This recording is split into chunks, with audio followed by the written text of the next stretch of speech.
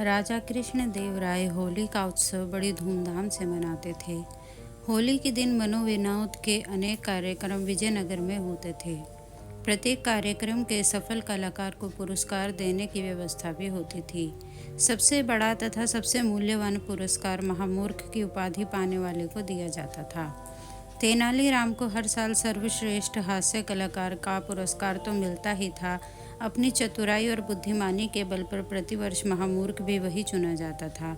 इस तरह तेनालीराम हर वर्ष दो दो पुरस्कार अकेले हड़प लेता था।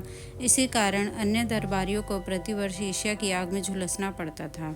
इस साल अन्य दरबारियों ने फैसला कर लिया था कि इस बार होली के उत्सव पर तेनालीराम का पत्ता ही साफ कर दिया जाए। उसके लिए उन्होंने एक तरकीब भी खोज ली थी।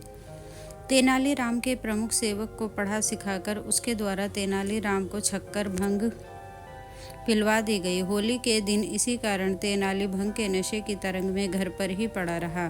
दोपहर बाद जब तेनालीराम की नींद खुली तो वह घबरा गया और इसी घबराहट में भागता भागता दरबार में पहुंच गया। जब वह दरबार में पहुंचा तब तक उत्सव में आधे से अधिक कार्यक्रम संपन्न हो चुके थे।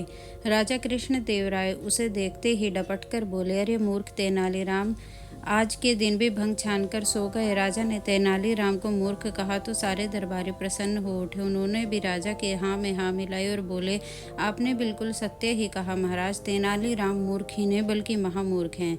जब तेनालीराम ने सब लोगों के मुंह से यह सुना तो मुस्कुराता हुआ महाराज से बोला, धन्यवाद महाराज, आपने भी अपने श्रीमुख से मुझे महामूर्ख घोषित कर दिया। आज के दिन का सबसे बड़ा पुरस्कार तो मेरे लिए सुरक्षित कर ही दिया है। तेनालीराम के मुख से सुनते ही दरबारियों को अपनी भूल का पता चल गया, किंतु वे अब कर भी क्या सकते थे, क्योंकि वे स्वयं ही अपने मुख से तेनालीराम को महामूर्ख बता चुके थे। होली के अवसर पर महामूर्ख का पुरस्कार तेनालीराम हर साल की तरह फिर झपट ले गया। अगर आपको ये कहानी अच्छी लगी है तो प्लीज़ इसको लाइक, शेयर एंड सब्सक्राइब कर दीजिएगा। धन्यवाद।